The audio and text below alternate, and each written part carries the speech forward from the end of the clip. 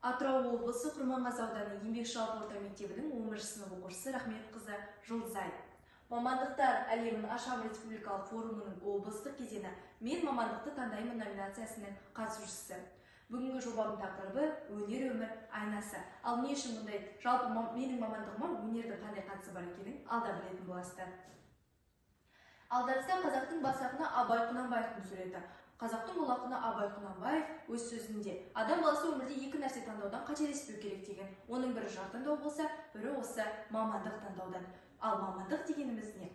Мамандық адамның белгілі бір салада кәсіби білім алып еңбек ететін қызмет түрі. Бұл тек жұмысқа ғана емес, адамның өмір бойы дамуына, өз мүмкіндіктерін жүзеге асыруына мүмкіндік беретін таңдау. Мамандық таңдауда не нәрсені басты назарға алу керек? Мамандық таңдауда адам баласы өзінің бойындағы дарынына, қасиетіне, қызығушылығына, ал ең бастысы жүрегінің қалауын тыңдау керек. Яғни бұл мамандықпен жұмыс жасағанда болашақта жалығып кетесің бе, жалығып кетпейсің бе, сол сынды сұрақтарға жауап іздеу керек. Міне, осы нәрселерді, осы факторларды назарға ала отырып, мен де өзімнің қызығушылықтарымды, бойымда дарынымды, талантымды қарай отырып, мен таңдаған мамандық актерлік шеберлік және кино әртісі.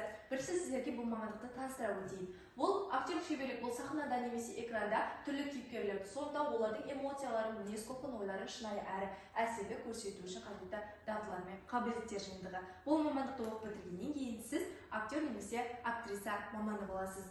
Кез келген нәрсенің өзіне тән тарихы бар ғой. Бұл мамандықтың тарихы өте көне замандардан басталады. Біздің заманымыздан бұрын 5-ші ғасырда ежелгі Грекияда.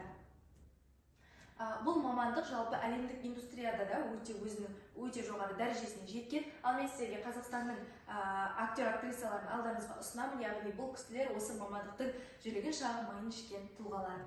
Атап өтсек, Асанәлі Әшімов, Әмина Өмірзақова, Азамат Сатыбалды, Лейло Бекназар, Бақыт Қажыбаев, Данагүл Темірсұлтанова. Шыны керек, бұдан бөлек те Қазақстанда өте көптеген жалпы осы саладағы актер-актрисаларымыз бар, дарынды, талантты, бірақ осы адамдарды мен өзімнің былайша айтқанда кумирім ретінде санайтын едім. Өнер жанның көрінісі, ал актер сол көріністің шынайы суретшісі. Өмірде кез келген нәрсенің бастауына басқа бір кез келген нәрсенің бастауы әсер етуі мүмкін. Мысалы, сіздің мамандық таңдауыңызға сіздің ата-анаңыз, достарыңыз, қоршаған ортаңыз ол мамандықтың беделі немесе мектеп әсер еткен болуы мүмкін. Ал менің бұл мамандықты таңдауыма әсер еткен ең үлкен фактор бұл 2020 жылы 1 қазанда еңбекші жалпы орта мектебінің жанынан құрылған Шын жасөспірімдер театры. Жетекшісі Қабит Ернар Амангелдіұлы. Күні бүгінде Шын жасөспірімдер театры 2 жылдан құрылған, 2 жылдан астам уақыт болды. Сол күннің барлығында мен бұл театрда көптеген басты рөлдерді сомдаған болатынмын. Бұл нәрсе бүгінде менің бұл мамандыққа деген қызығушылығымның артуына өте үлкен септігін тигізіп келеді. Соның нәтижесінде біз бір республикалық, бір облыстық байқаулардан бас жүлде, Шабыт жұлдызы байқауынан бас жүлде алған болатынбыз. Кез келген саланың өзіне тән кері және оң жақтары болады. Актерлік шеберлік мамандығының оң жақтарына тоқталсақ, шығармашылық еркіндік, қоғамдық танымалдылық, эмоциялық қанағаттану, мансаптық өсу мүмкіндігі және әлемдік деңгейге дейін танымал болуыңыз мүмкін. Кері жақтары эмоциялық және физикалық стресс, жеке өмірдің қоғамдық назарға алынуы, жұмыссыздық пен тұрақсыздық, кәсіби тұрғыдан өз-өзіңді бағалай алмауы мүмкін. Одан бөлек уақыт тапшылығына ұшырайсыз. Бірақ егер сіз бұл мамандықты сүйіп, шынайы жүрегіңізбен жасайтын болсаңыз, бұл кері жақтарының өзі сіздерге оң жақтарына айналуы мүмкін.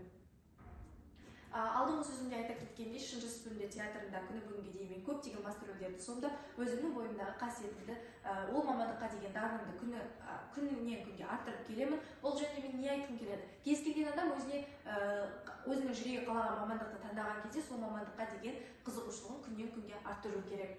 Атап айтып кететін болсам, Төлен Әбдіғұлының оң қол психологиялық әңгімесі желісіне әзірленген драмада Алма рөлін сомдаған болатынмын. Ал Тұрлыбек Бамсейіттің Құлқынның құлы драмасында Ханшы қыз рөлін сомдаған болатынмын. Баққожа Мақайдың Раушангүл драмасында мен Сәуле рөлін ойнаған едім. Оларды осы QR арқылы тамашалай аласыздар. Өнердің айнасы халық, актердің айнасы сахна. Оқу орындары. Бұл мамандықта әрине сіз көптеген шетелдерде де бұл мамандықпен білім аласыздар, бірақ мен сіздерге Қазақстанның оқу орындарын ұсынамын. Қазақстанда бұл мамандықты 14 университет оқу орны оқытады. Солардың ішінде топ 4-еуіне тоқталсақ, Қазақ ұлттық өнер университеті Алматы қаласында, Темірбек Жүргенов атындағы Қазақ ұлттық өнер академиясы Алматы қаласында, Еуразия гуманитарлық институты Астана қаласында, Қазақ мемлекеттік қыздар педагогикалық университеті Алматы қаласында. Жалпы мен де басында айтып кеткенде 11 сынып оқушысы 2025 жылғы түлекпін, ал менің таңдауым ол Темірбек Жүргенов атындағы өнер академиясы. Сала түрлеріне тоқтала кететін болса, Қазақстанда жалпы өкінішті жағдайлардың бірі, Қазақстанның көптеген түлектері, мектеп оқушылары кез келген жалпы басқа да мамандықтарды алатын болса, ол мамандықтың сала түрлерін ашып зерттемейді. Мысалы, актерлік шеберлікте тек актер, тек актриса, тек қана киноға түсесің, не тек театрда жұмыс жасайсың деп ойлайды. Негізінде оның да өзіне бөлінетін сала түрлері бар.